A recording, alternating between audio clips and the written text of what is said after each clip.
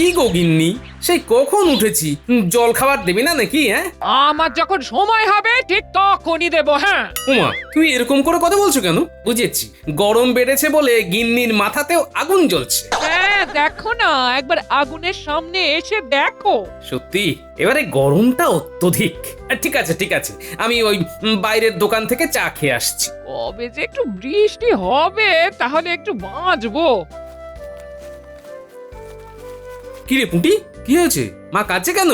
দাদু, ও দাদু, তুমি একবার আমাদের বাড়ি শিগগিরই চলো। এ কেন রে মা, কিছু হয়েছে? হ্যাঁ, পুটির বাবা মাথা ঘুরে পড়ে গেছে। ভোরে খেতে গিয়েছিল, কিন্তু ফিরেই এই অবস্থা। গরমের জন্য মনে হচ্ছে। এই চলো চলো চলো গিয়ে দেখি। গিন্নি তুমি যাও, আমি বৈদ্যকে একবার ডেকে নিয়ে আসছি। কি বুঝছো হে বৈদ্য? হ্যাঁ, দেখি দেখি। না না না না না না, ভয়ের কিছু নেই। গরমে বায়ু মাথায় উঠে অজ্ঞান হয়ে গেছিল। তবে যা গরম, একটু এই সময়ে কদিন বিশ্রাম নেওয়া খুব ভালো। সত্যি যা গরম।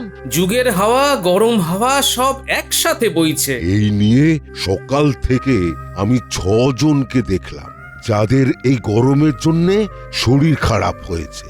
ঠিক আছে বৈদ্য, তাহলে রাজসভায় দেখা হচ্ছে। হ্যাঁ হ্যাঁ, আসছি আসছি।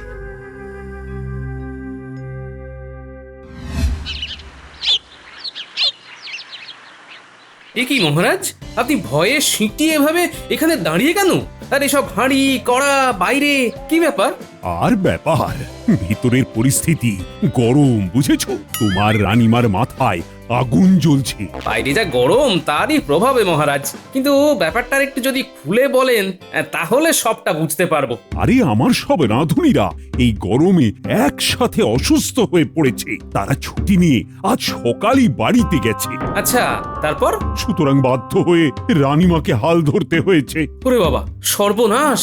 তার ভিতরে আমি বলে ফেলেছি, গিন্নি সকালে জল খাবারে নুন কম ছিল, দুপুরে একটু ঠিক করে রেঁধো। ব্যাস, তাতেই অনর্থ, বুঝতে পেরেছি। হ্যাঁ, এই হাঁড়ি কড়া রেখে বলে গেছে নুন কমের জন্য সমস্যা, এবার উনুনই ধরাবো না।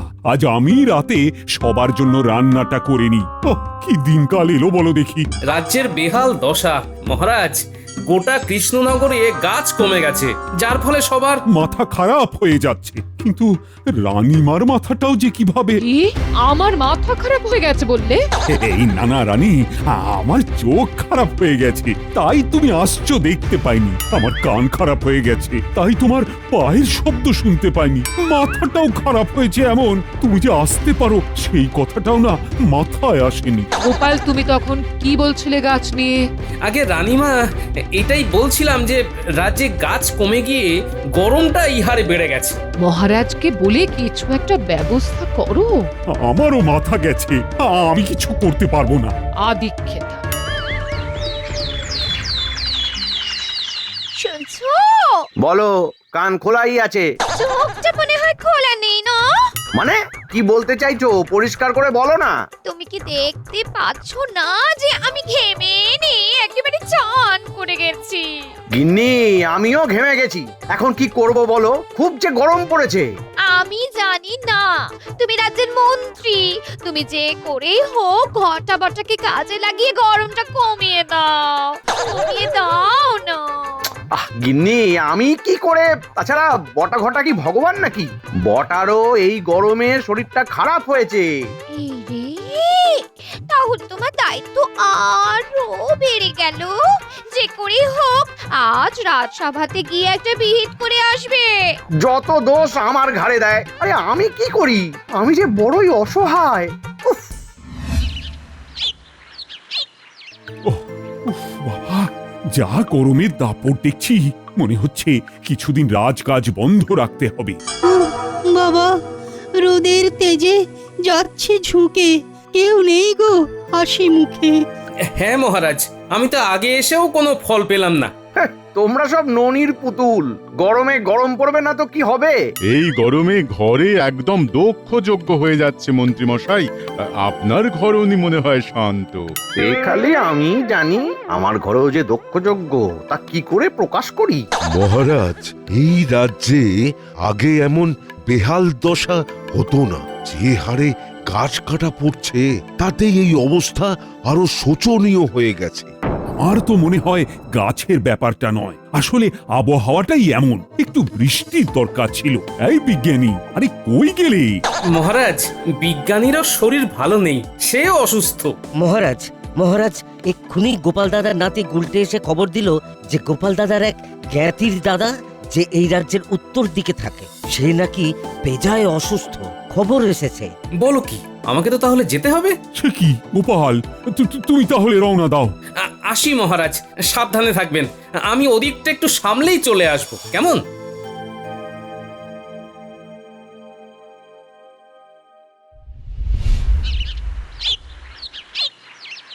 গিন্নি, তাহলে আসি, সাবধানে থেকো। হ্যাঁ, ধরে রাখো দিন দুয়েকের ব্যাপার। আরে বাবা, হ্যাঁ, তুমি চিন্তা করো না, আমি ঠিক থাকবো। হ্যাঁ, আর শোনো, এমন গরমে না হুটহাট করে বাইরে যাবে না, বুঝলে? আমার ওই কেলে পচাকে বলা আছে, ওই তোমার বাজার হাট করে দেবে। বেশ বেশ, তুমি আর তোমার নাতিরা বনের মধ্যে খুব সাবধানে যেও। হ্যাঁ, এই সবাইকে একটু দেখে রেখো। হ্যাঁ, তোরা সব দেখে শুনে চল বাচারা। হ্যাঁ, বনের পথটা খুব একটা ভালো নয়। একটু বসতে পারলে ভালো হতো রে, আসলে বয়স হয়েছে তো। বসবে কোথায় দাদু? ছায়াই নেই, এই বনটা খালি নামেই বন, গাছই নেই। আর আরেকটা জিনিস খেয়াল কর, বনের গাছগুলো যে মরে গেছে তা কিন্তু নয়, গাছগুলোকে উপড়ে বা কেটে ফেলা হয়েছে, এটাই বলতে চাইছিস তো? একদম ঠিক ধরেছিস। চারদিকে বড় বড় গর্ত, যেন কেউ বা কারা সব গাছ তুলে নিয়ে গেছে। কি বলছিস? উপড়ে বা কেটে ফেলেছে? হ্যাঁ দাদু, তুমি দেখো ভালো করে। তাই তো, তার মানে বনটা ফাঁকা হয়ে যাওয়ার জন্যই এত গরমে দাপট। আর যে কাটছে তার উদ্দেশ্য কিন্তু ভালো নয়। সাবাস, একদম ঠিক ধরেছিস। গাছ কেটে নিচ্ছে লুকিয়ে লুকিয়ে, ব্যাপারটা ফিরেই দেখতে হচ্ছে। কি গো, রাখতে পারলে? সব আঁটলো? না না, সব ধরেনি, আরো বেশ কটা হাড়ি লাগবে। আরে কতলি মোহর আছে বলো তো? না না, আমি না, তুমি বলো। 30 থলি গো গিন্নি, 30 থলি। বাহ, 30! তুমিও তো তাই। কবে পেরিয়ে গেছে। আমার কাছে কিন্তু সেই 30ই আছো। হুম, এই মোহর গোনা যদি না শেষ হয় তাহলে মোহর গুনতে গুনতে যদি আরো রাত হয়, বেশ মজাই হবে। কি তাই তো?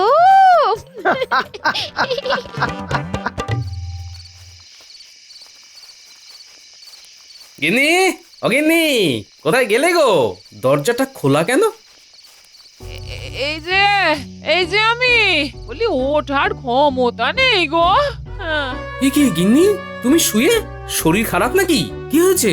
এই গতকাল হাট থেকে ফেরার পর না, বিকেল থেকে খুব খুব শরীর খারাপ। হ্যাঁ, কি, তুমি কাল বেলার দিকে হাটে গিয়েছিলে? কেন গেলে? কেলে পচাকে তো বলে গিয়েছিলাম, ও আসেনি? সে প্রথম দিন এসেছিল, কিন্তু কালকে শুনলাম বন যেখানটায় শুরু হচ্ছে না, সেই প্রান্তরে নাকি ডাকাতরা তাকে মেরে হাত পা বেঁধে ফেলে রেখে গেছিল। কি সর্বনাশ, এসব কি শুরু হলো?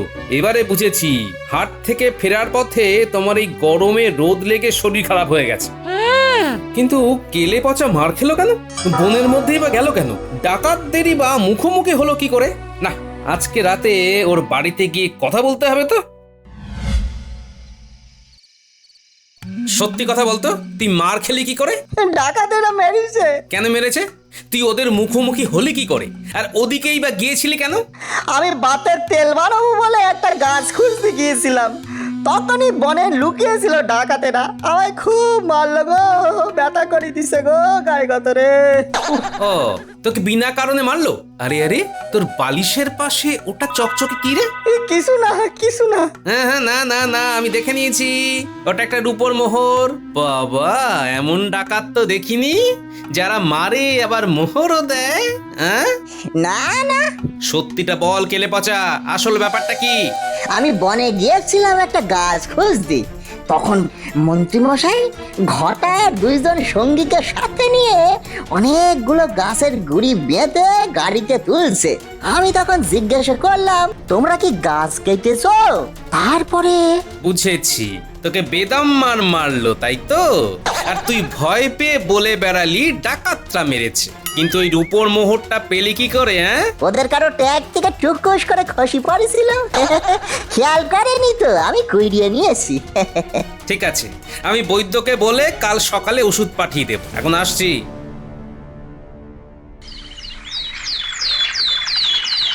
বলছি বিজ্ঞানী, তোমার কাছে কি এমন কোনো ওষুধ আছে যেটা প্রয়োগ করলে গাছ খুব দ্রুত বাড়ে? ছাড়ো, তোমার খুব কাশি হচ্ছে, তুমি লিখে দাও বরং।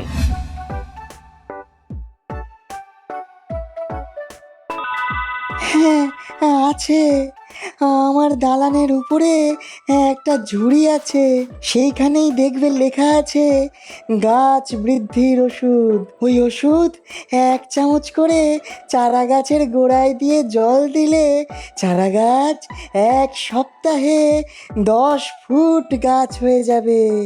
হ্যাঁ,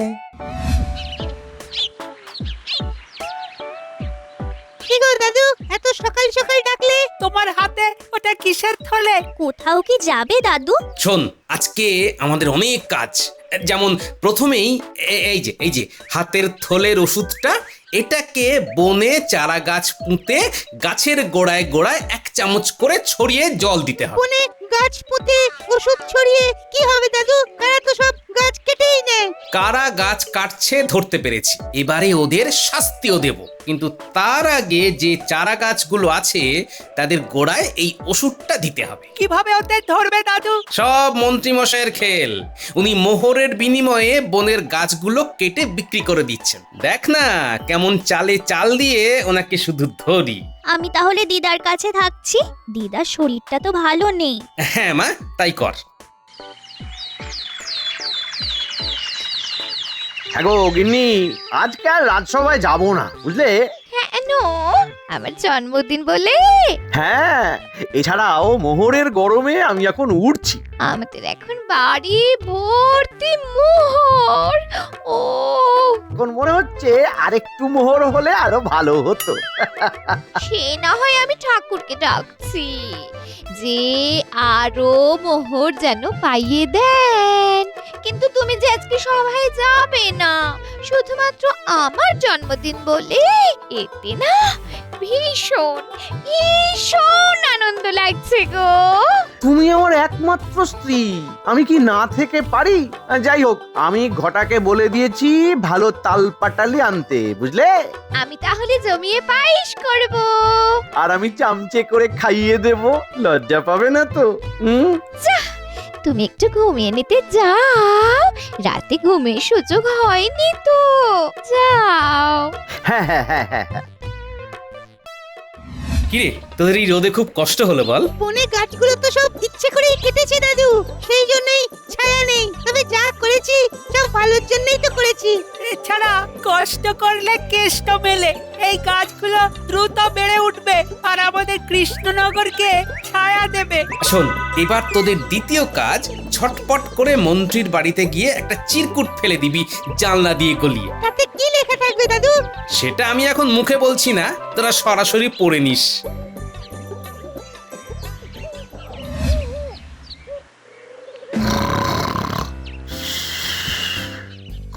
উল্টে দেখ, মন্ত্রী মশাই ঘুমোচ্ছে, দুপুরে খেয়ে ভাত ঘুম দিচ্ছে। পর আর কি, গাছ চালান দিয়ে মোহর পেয়ে ঘুমোচ্ছে মনের সুখে। চল চল তাহলে জানলা দিয়ে ফেলে দি। কি গো, কি হলো? আওয়াজ হলো কেন?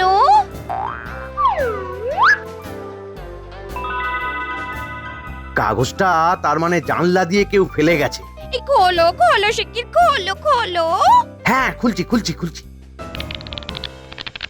প্রিয় মন্ত্রী মহাশয়, আপনি যেভাবে আপনার কৃষ্ণনগরের বনের আর্থিক বিচারে খুবই গুরুত্বপূর্ণ গাছগুলো পারদর্শিতার সাথে কেটে দিয়েছেন, তাতে আমি একটা হিসেব করে দেখলাম আপনাকে আমি রূপোর মোহর দিয়েছি। তা আমার উচিত হয়নি। এই গাছ বিক্রি করে আমার অনেক লাভ হয়েছে, সেই জন্যে আমি আপনাকে ওই রূপোর মোহরের বদলে সোনার মোহর দিতে চাই। অতি সত্বর কৃষ্ণনগরের দক্ষিণের মাঠটা আছে, সেই মাঠের ধারে বট গাছের নিচে আমার দেওয়া আগের সব রূপোর মোহরের থলিগুলো আজ রাতেই রেখে যান। আর এর ঠিক দুদিন বাদেই আগামী পরশু যা রূপোর মোহর পেয়েছিলেন সেই পরিমাণে সোনার মোহর নিয়ে যান। গিন্নি, কি করব? কি আবার করবে? ভগবান যখন মুখ তুলে চেয়েছেন, উপর থেকে সোনা অনেক দামি। ও কত গয়না করাবো, কত গয়না করাবো। 30 থলি সোনার মোহর, ভাবতে পারছো? এই যাও যাও যাও যাও, আজ রাতে দক্ষিণের মাঠে ওগুলো রেখে এসো। এত ভালো ব্যবসা তার আগে কখনো দেখিনি। যাও না। বেশ বেশ, তুমি যখন বলছো রেখেই আসবো।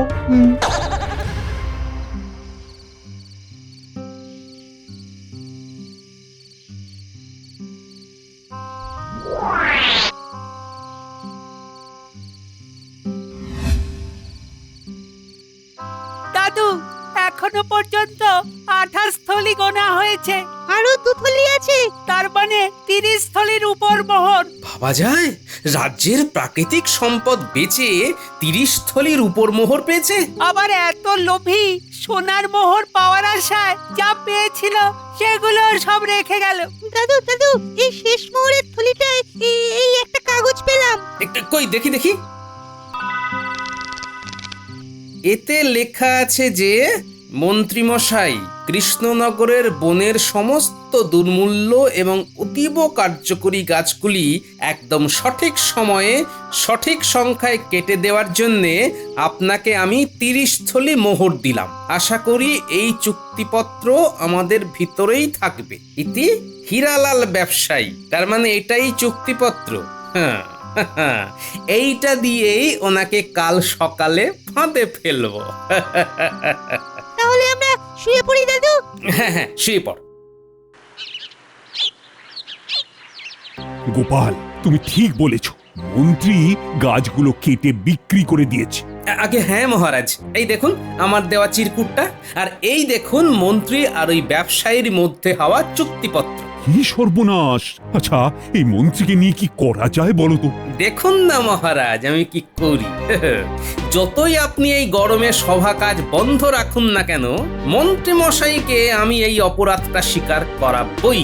হ্যাঁ, আমি তাহলে এখন কি করব? পেয়াদা দিয়ে মন্ত্রী মশাইকে সত্বর ডেকে পাঠান, আর তারপর মজা দেখুন।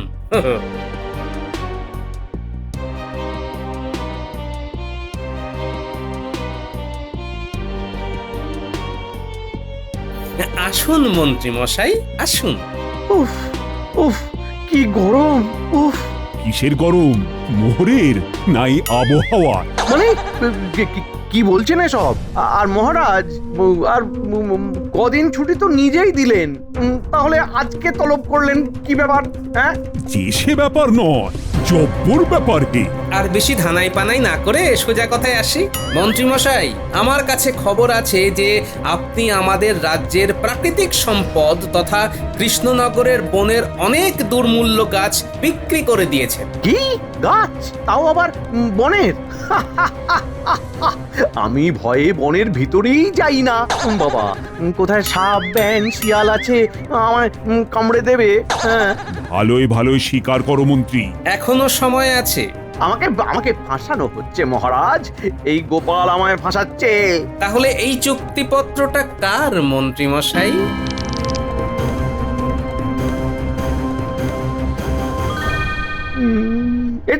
এটা নকল, এটা ষড়যন্ত্র। আমি না রাজ্যের মন্ত্রী, আমি কখনো এমন করতে পারি? বেশ, তাহলে গতকাল রাত্রে দক্ষিণের মাঠের কাছে বট গাছের নিচে যে 22 থলি রূপোর মোহর পেয়েছি, ওটা তাহলে মহারাজ আমরা বিলিয়ে দিই, কি বলেন? এই না না না, 22 না, 30 থলি মোহর ছিল। সে কি মন্ত্রী, তুমি কিভাবে জানলে? তোমারই মোহর নাকি ওগুলো? আগে না মহারাজ, মানে মানে হ্যাঁ মহারাজ। মন্ত্রীমশাই, দক্ষিণের মাঠের কাছে বটগাছের নিচে রূপোর মোহর রেখে সোনার মোহর ফেরত নেওয়ার ফাঁদ আমি পেতেছিলাম। হ্যাঁ নয়, হ্যাঁ। চলো মন্ত্রী, আজকে তোমাকে চরম কঠিন শাস্তি দেব। রাজ্যের প্রাকৃতিক সম্পদ এভাবে বিক্রি করা চরম অপরাধ। আমায় আমায় ছেড়ে দিন মহারাজ, আমি আর করব না। আমার বাড়িতে এখনো তালপাটালির পায়েসটা কিছুটা পড়ে আছে। আমায় ছেড়ে দিন, আমি বাড়ি গিয়ে পায়েস খাবো মহারাজ। চলো, তাল পাটালি করাচ্ছি তোমায়। মন্ত্রীমশাই, এই গরম টালির ওপরে খালি পায়ে দাঁড়ান। ওরে বাবা, এই কি গরম! এই পা রাখতে হ্যাঁ পারছি হ্যাঁ না। মন্ত্রী, এই যে, এই যে, এইভাবে এই যে, টালির ওপর পা আমি রেখে তালে তালে নাচতে থাকো। তাল পাটালি।